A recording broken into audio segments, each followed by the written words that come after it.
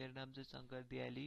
हामी चाहिँ आज भर्चुअल प्रोग्रामिङको डाटा ग्लोब्स भन्ने टपिकमा आज हामी चर्चा गर्न गइरहेका छौँ र त्यसमा हाम्रो सबैभन्दा पहिला रहन्छ हामी इन्ट्रोडक्सनबाट सुरु गर्छौँ। इन्ट्रोडक्सन पछि हामीले यसले कसरी काम गर्छ भन्नेमा छलफल गर्छौँ र त्यसपछि हामीले की फिचर र युजर्स हेर्छौँ र हामीले केही इक्जाम्पलहरू हेर्नेछौँ।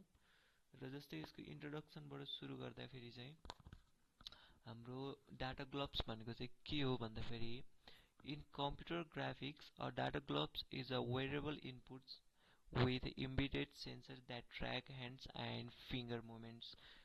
यो भनेको हाम्रो डाटा ग्लोब्समा चाहिँ के छ भन्दाखेरि हाम्रो डाटा ग्लोब्सले चाहिँ हाम्रो फिङ्गरहरूको सेन्सरहरूलाई ट्र्याक गरेर त्यसलाई चाहिँ मोनिटर गर्छ र देखाउँछ हाम्रो पिसीमा।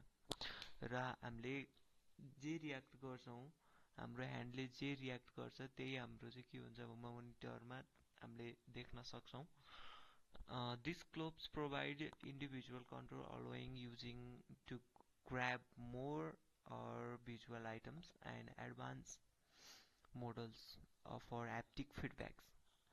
र योबाट के छ भन्दाखेरि जस्तै हामीले कुनै पनि चिजलाई हामीले जस्तै अब स्क्रिनमा केही अब्जेक्टलाई हामीले टच गऱ्यौँ र हामीले सेन्स गऱ्यौँ भने त्यो हामीले रियल लाइफमा पनि इन फिजिकल पनि हामीले त्यसलाई चाहिँ सेन्स गर्न सकिन्छ।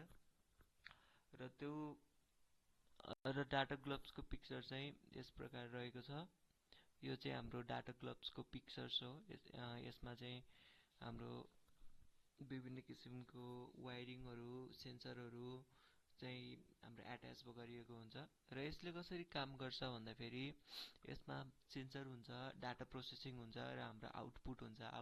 र यसले सेन्स गर्छ र त्यसको थ्रुबाट यसले डाटाहरूलाई